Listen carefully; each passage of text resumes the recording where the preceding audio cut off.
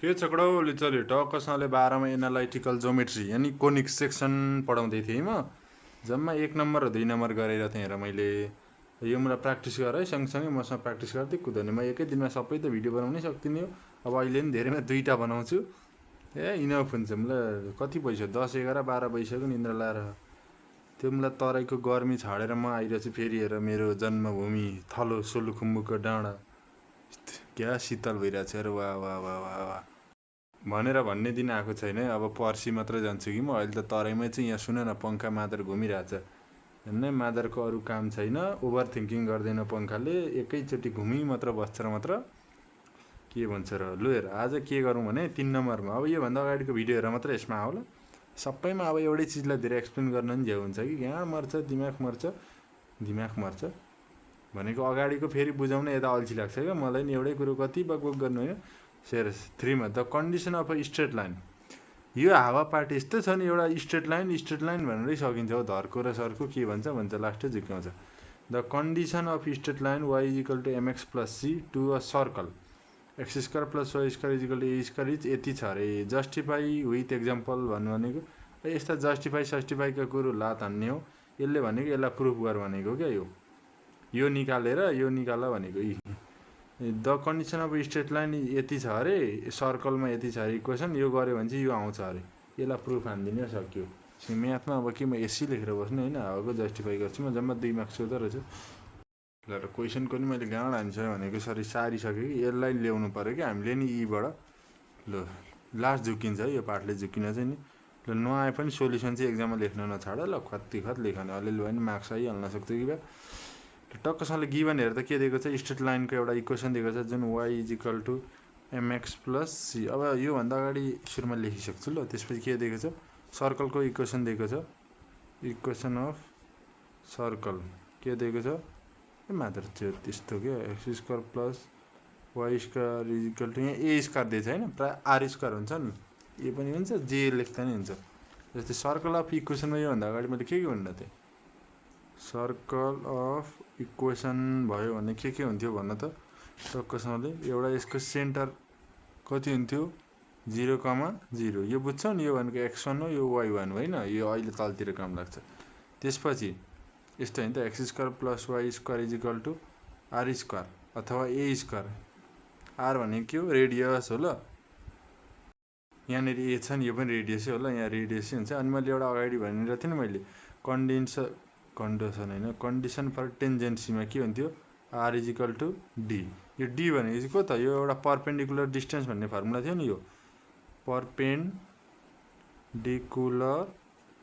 Distance लाई केले पनि जनाइन्छ p पनि जनाइन्छ मैले त अघिल्लोमा d लेखेको छु र नि केही गर्दैन d पनि हुन्छ हो यसलाई p अथवा d ल d इज इक्वल टु के हुन्छ भने त फर्मुला दिएको थियो नि एउटा modulus ax plus by plus c is equal to root a square plus b square यो एउटा गाँडमारो फर्मुला रणमती मुख गाँडमारो फर्मुला देखिन्छ हैन योभन्दा अघिल्लोमा मैले यसबाटै गरेको छु यसबाटै गर्ने अब यो पनि र ल अब इक्वेसन अफ सर्कल छ एउटा इक्वेसन यहाँ छ सुरुमा यसलाई लेखौँ त यसलाई एउटा इक्वेसन बनाउँछु ल म जस्तै mx प्लस y उता गयो भने माइनस y अनि प्लस c जल्डुको हामी के भइरहेछ आज मेरो मुख चिप्लेको गर्छ त यो y उता गएको ल बुझ्यौ नि हैन यो ल यो एउटा इक्वेसन भइहाल्यो इक्वेसन 1 2 लेख्दा नि हुन्छ अब यही फर्मुला लाएर यहाँबाट म निकाल्दिन्छु ल अब यहाँ के इक्वल हुन्छ अरे भन्दा त d is equal to r बुझ्यौ नि d भनेको यही के हो p हैन त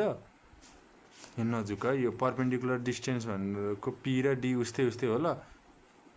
यो p इज इक्वल टु के रहेछ r रहेछ भनेको मतलब जस्तै अहिले r छ त हाम्रो यहाँ को छ a छ नि भने चाहिँ तिम्रो झुक्कियो होला p इज इक्वल टु के रहेछ a यो फर्मुला यहाँ जस्तै अब यो इक्वेसन अफ सर्कलको सेन्टर कति हुन्छ भने त सधैँ सेन्टर चाहिँ कति हुन्छ 0,0 हुन्छ नझुकै मैले केही गरेको छुइनँ यो y is equal to mx plus c दिएको छ त्यसलाई मैले y उता लगाएर इक्वेसन बनाएँ यो किन बनाएको भने यो अहिले चाहिन्छ कि यो फर्मुलामा हाल्नलाई र यही फर्मुलाबाट अब हामी काम गर्छौँ अनि हामीलाई इक्वेसन अफ सर्कल दिएको छ x square plus y square is equal to a square यो साइडमा जे सुकै दियोस् त्यो सधैँ के हुन्छ रेडियस हुन्छ रेडियस सधैँ कोसँग इक्वल हुन्छ डिस्टेन्स अथवा यो पी एउटै छ ल परपेन्डिकुलर डिस्टेन्ससँग के हुन्छ रेडियस इक्वल हुन्छ परपेन ह्यान्ड राइटिङ पनि लाउनु जस्तो छ ल डिस्टेन्स इज इक्वल टु को इक्वल हुन्छ रेडियस यो भनेको पी इज इक्वल टु को रहेछ आर होइन अथवा p is equal to a अथवा पी लेख्थेन भने d is equal to r ल बुझ्यो नि होइन अब अलि बुझेन जस्तो लाग्यो मलाई ल जस्तै अब यहाँ कन्डिसन ल्याङ्ग्वेज लेख्थ्यो है condition of tangent perpendicular distance A ten के हुन्छ हौ स्पेलिङ टेन्डेन्सी होइन टेन्डेन्सी कन्डिसन फर टेन्डेन्सी भन्दै अब सेन्टर के हुन्छ अरे यसको सेन्टर इक्वेसन अफ सर्कलमा यति छ भने यसको सधैँ सेन्टर कति हुन्छ 0, सेन्टर 0,0 टु द यस्तो हल्का ल्याङ्ग्वेज मिलाएर लेखा न यो ल टु द लाइन को छ लाइन हाम्रो लुखल केयर आयो mx minus y plus c is equal to 0 is ल p is equal to के अरे formula x plus by plus c is equal to a square plus b square ल अहिले ax plus by भनेको यो हो नि त यो ax हो यो by हो यो c हो यहाँ अगाडि केही छैन भने 1 हुन्छ हैन यहाँ केही छैन भने 1 ल अब p is equal to को इक्वल लेख्न पायो भने त तिमीले टक्कसँगले को लेख्न पायो त p is equal to r हो नि त हैन p is equal to r हो अब अहिले r को ठाउँमा को छ हेर त यहाँ खास गरी हाम्रो के x square plus y square is equal to r square हो तर अहिले r को ठाउँमा को दिएको छ a स्क्वायर भनेपछि अब यहाँ p is equal to p को ठाउँमा r नलेखेर म को लेख्दिन्छु a लेख्छु यहाँ b स्क्वायर भएको यहाँ को लेख्थे p को ठाउँमा b बुझ्यो यो संकेत मात्र हो अरु छाड्देऊ न सिम्पल हो मादर्सित यहाँ a इज इक्वल टु को हुने भयो लिएर a छ अब यहाँ a को भ्यालु हेर त यहाँ माथि हेर x र x मिल्यो यो दुईटामा a को भ्यालु कति रहेछ m अनि यहाँ मैले कोसमा पास भइरहेछ यो हेर त यो x हो यो y हो ल 0,0 भनेको x र y हो x को ठाउँमा को रहेछ भ्यालु 0 प्लस यहाँ b भनेको छ y मिल्यो b को कोही छैन भने को छ 1 y पनि कोसँग हुन्छ सेन्टरमा छ भने चाहिँ इक्वेसन अफ सेन्टर भनेको 0,0 रन्डी हाई एकछिन आइजन कस्तो गाली गर्न बाध्य बनाएको है c भनेको छ हेर त c मिल्यो को छ 1 यो मोडुलस चाहिँ अब माइनस छ भने मात्र प्लस छ भने नलेख्दा नि हुन्छ यसले माइनस खाइदिन्छ त a स्क्वायर भनेको m स्क्वायर b स्क्वायर भनेको 1 स्क्वायर हैन त टकसँगले यति हो यहाँ को बच्चा भन त माथि यहाँ खुल्के छ हो यहाँ c इज इक्वल टु 1 लेख्यो नि त c इज इक्वल टु कति छ c नै छ ल c नै हो यो कस्तो आलु जस्तो गरिएछ जस्तै यहाँ चाहिँ यस्तो हो क्या y को अगाडि को छ त्यही यसको b को भ्यालु हो नि त हैन यहाँ हेर यहाँ x को अगाडि को छ a यहाँ x को अगाडि को छ m त्यो त्यसको भ्यालु यहाँ by छ y को अगाडि कसको भ्यालु चाहियो मलाई b को यहाँ y इज इक्वल टु को छ 1 c को त c नै छ भने यहाँ को हुन्छ c नै हुन्छ यहाँ को भयो c by root m square plus 1 अब यस्तो रुट आयो भने के गर्छ स्क्वायरिङ बोथ साइड भनेर ठोक्दियो अब के हुने भयो a square is equal to c square by m square plus 1 square अब के प्रुफ गर्नुपर्ने छ हेर त्यहाँ प्रुफ गर्ने के छ हाम्रो c square is equal to a square छ हैन भनेपछि यसलाई के गर्नु पर्यो मल्टिप्लाई गरेर त के हुन्छ a square multiply m square plus 1 is equal to c square भने चाहिँ c square is equal to के आयो a square m square plus 1 यसरी प्रुफ हुन्छ बुझ्यो जम्मा 2 मार्क्स छ यहाँ भन्दा धेरै नाटक गर्नु पर्दैन यस्तो जस्टिफाई गाडमा जसमा त गर्दिन गर्नै पर्छ नि कुनै दिन गरौँ ल अर्को नम्बर गरौँ ल बुझ्यौ कि बुझेनौ यो नजुका यो p को ठाउँमा यो लेखेको ल यो p is equal to d same हो ल अनि यो a लेखेको बुझ्यौ नि यो रेडियस को ठाउँमा खास गरी हाम्रो फर्मुला के हो p is equal to r हो हैन मात्र तरै कन्फ्युज भयो ल के र के इक्वल के र के यो सम्झाउन यति सम्झिराख्नु परपेन्डिकुलर डिस्टेन्स ल जेनेरली धेरै केले जनाइन्छ भने p ले जनाइन्छ इज इक्वल टु को हुँदो रहेछ रेडियस बुझ्यौ नि हैन यति हो नि अब मैले के लेखेँ रेडियस हाम्रो को छ हेर त क्वेशनमा उ माथि a स्क्वायर छ नि त भनेपछि म यहाँ को लेख्छु रेडियसको ठाउँमा a त्यो मदर यो को छ पी। अब मैले पी र ए पी को ठाउँमा को लेख्न पाएँ ए, त्यही भएर हेर्दा मैले पी को ठाउँमा को लेखेँ। यो अरू त अगाडि पनि लागेको थियो। र एउटा क्वेसन गरौँ ल। त 2 मा छ find the equation of the circle with centre at 4,-1। यसरी यो सेन्टर एट भनौँ नि, यो चाहिँ एच कमा के भन्ने सम्झिराख ल, एच कमा के। And passing through the origin भनेको त सधैँ को भनेर त 0,0 होइन। यति चाहिँ म सम्झ ल। यो क्वेसन कहिले आएको रहेछ भने 2076 को क्वेसन रहेछ ल। र इक्वेसन अफ यहाँ फर्मुला लेखेको हुन्छु म यहाँ ल, यहाँ है। जस्तै इक्वेसन अफ सर्कल छ है,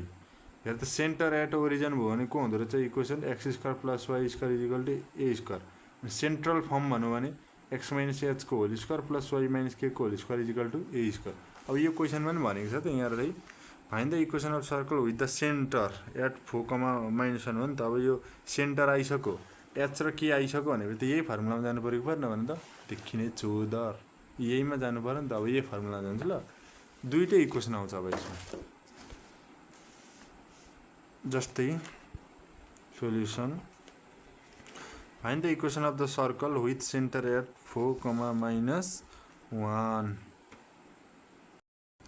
ल यहाँ पोइन्टहरु लेख्छु ल म। यो फर्मुला चाहियो हामीलाई। यसमा हेर्दा को चाहियो, x चाहियो, h चाहियो, y चाहियो, के चाहियो हो नि त हैन। ल इक्वेसन सर्कल सेन्टर हेर्दा कति दिएको छ,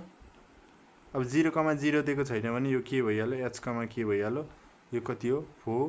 4-1। यसलाई लेखिराख्नु पर्यो भने ल मैले यसलाई x1 लेखेँ, यसलाई y1 लेखेँ ल, सजिलो हुन्छ। अनि हेर त passing through the point origin, passing point कति रहेछ, अलि ल्याङ्ग्वेज हान्नु है, ल्याङ्ग्वेजले इफेक्ट पार्छ ल एक्जाममा। फेरि कुन चाहिँ हरामखोर पर्छ तिमीहरूको त गाँड मारिदिन्छ नि मार्क्सको। ल पासिङ पोइन्ट कति छ 0,0। यो भनेको कति हो, यो x1 छ अनि यो x2, त्यो y1 छ अनि यो y2। अब तिमीलाई हेर त हामीलाई के चाहियो यहाँ, a² भनेको को, यो रेडियस हैन त। a² भनेको को अरे, रेडियस भनेको को r² हो नि त। यो चाहियो नि त, a चाहिएको छैन हामीलाई। जस्तै हामीलाई तिमीलाई एउटा फर्मुला थाहा छ नि डिस्टेन्सको 8 कक्षाको, x2 - x1 को whole square plus y2 - y1 को होल स्क्वायर। तर यो त डिस्टेन्स हो। तर हामीले अघिल्लोमा के यत्रो बेर कराउँदै गरेको मैले d = r भनेर इक्वल भनेको थिएँ नि त हैन। डिस्टेन्स र रेडियस के हुन्छ इक्वल, अथवा परपेन्डिकुलर डिस्टेन्स र रेडियस इक्वल हुन्छ भनेर लेखेको हो नि त हैन मैले। फेरि लेख्नु भयो, यसलाई भन्छ के परपेन्डिकुलर डिस्टेन्स = को हुन्छ अरे इक्वल रेडियस। यो सम्झिराख है भनेर चाहिँ मैले, यो परपेन्डिकुलर हो ल भनेको मतलब यो d को रहेछ r रहेछ हैन। ल d लाई मैले यो फर्मुला एकचोटि लेखेँ मैले, किन यसो गरेको नि कहिले थाहा पाउँछ। त्यस्तै यो चाहिँ बाटोले खुल्छ कि छ हो, बुझाउनेलाई पनि के भन्नु भने यस्तो के र के यो 8, 9, 10 देखि नै राम्रो पढेर आउनुपर्छ कि। त्यही भएर d भनेको रहेछ r पनि हैन नि। अहिले हामीलाई त को दिएको छ फर्मुला को छ, कुन रन d हेर न फेरि। त्यो मैले r लेखेँ, लाई नलेख्दैन हुन्छ आफ्नो स्टाइल हो। ल अब यहाँ x2 भनेको को छ 0 माइनस x1 भनेको छ 4 को होल स्क्वायर, y2 को छ 0, y1 भनेको -1 को स्क्वायर। r = यो कति हुन्छ -4 को स्क्वायर 16 प्लस प्लस माइनस मुलालाई त स्क्वायरले सिकाइदिहाल्छ। यो कति हो 1, कति आयो 17, कति आयो r आयो। ल हेर अब हाम्रो फर्मुला के छ यहाँ यो लेखिराख्छ, h कमा के जिगर छ अरे हाम्रो त्यही 4,-1 छ हैन। अब हामीलाई त के निकाल भनेको छ, इक्वेसन अफ सर्कल भनेको छ। इक्वेसन अफ सर्कल के अरे फर्मुला x - h को होल स्क्वायर, जम्मा 2 मार्क्स होला, साह्रै लामो देख्यो है, r²। नझुकाइ r को ठाउँमा यो लेख्दा नि हुन्छ ल, त r ठिक लाग्छ। यो रेडियस भनेर बुझिन्छ नि त प्राय। यहाँ चाहिँ x को भ्यालु हाल्दैन नि, फेरि खुल्क्यो नि। x को भ्यालु यहाँ x1 x2 भएको भए मात्र हुन्थ्यो नि। यहाँ h भनेको छ 4 को होल स्क्वायर प्लस y भनेको के भनेको छ -1। यो त्यो माइनस र माइनसले +1 को स्क्वायर। अब हेर त r को काम यहाँ आयो हैन, r भनेको छ √17 को स्क्वायर। यसरी काम दिन्छ क्या। यो a - b को होल स्क्वायरमा खोला, x² - 2ab प्लस 4 को स्क्वायर 16 प्लस, तिमीलाई त बुझाउँदिन होला, तिमीहरू पनि चालु मान्छे हो नि। स्क्वायर रुटको गाँड मारो, कति आयो 17। त्यसपछि हेर एक्स स्क्वायर माइनस 2 4 जा 8x plus 16 plus y square plus 2y plus 1 17 यता आउँदा माइनस 17 इक्वल टु 0 16 र 1 ले 17 17 माइनस 17 भनेको के हो काट्यो हैन कति आयो एक्स स्क्वायर माइनस मिलाउने आन्सर यो y लाई लेखौँ सुरुमा y square minus 8x plus 2y equal to कति रहेछ 0 एक नजर एन्सरमा हालौँ ल कति छ नि मैले क्वेशन पनि यो पाठमा थोरै दिन्छ प्रत्येक क्वेशनले अर्कै कुरा गर्छ र बदा यो ओलिज गोल्ड भएर पनि हो कि बुकको एक्सरसाइज गर्दैछ भने त अलि सजिलै हुन्छ यो त अब डाइरेक्ट एक्जाममा आएको क्वेशनहरु अनि खुल्किहाल्छ नि अहिले त यो फोन नम्बरको यही हो ल यो नि हो यति नै हो निन्द्रा साह्रै लाग्यो म त भेरी बनाउँला ल